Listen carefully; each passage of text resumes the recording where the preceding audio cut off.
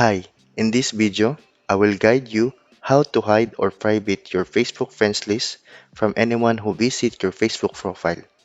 You can apply this guide in Android phone or iOS phone. First, open your Facebook app. Tap the hamburger icon in the left side of your Facebook.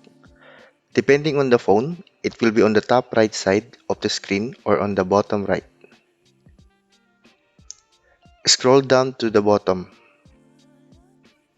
then tap the settings and privacy.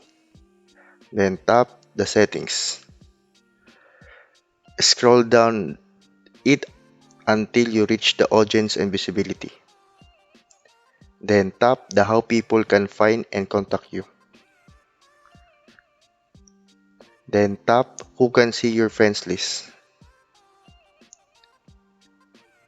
And just tap the see more button and choose the only me. You can also adjust how people can see your friends list according to your preference or like.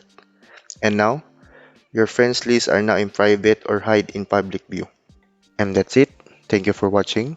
I hope this video is helpful to you. Please give this video a thumbs up, comment down below, turn on notification bell and subscribe for more updates.